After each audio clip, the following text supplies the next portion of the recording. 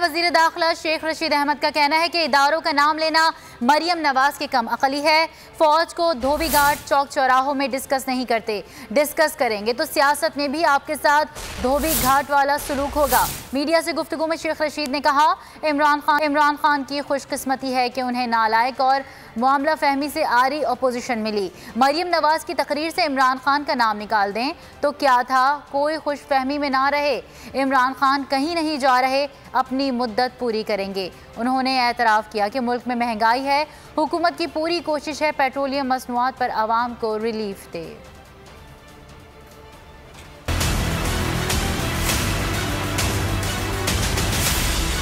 सियासी तौर पर कल मरियम नवाज शरीफ जो है वो उसकी तकरीर से इमरान खान का नाम निकाल दिया जाए तो उसमें क्या था।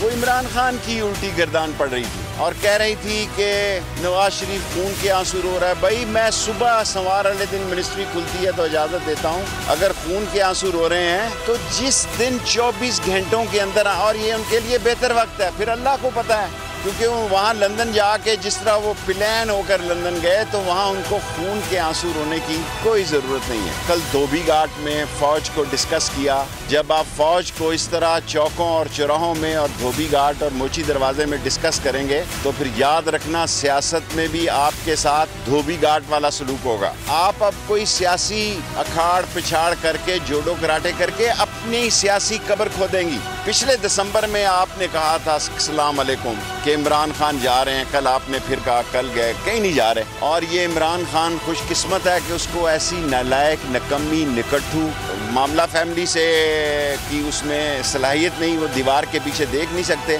आज महंगाई है, पूरी कोशिश करेंगे, अल्लाह को मंजूर हुआ कि इस पर काबू पाया जाए। सब्सक्राइब करें और बेल दबाएं ताकि कोई खबर रह न जाए।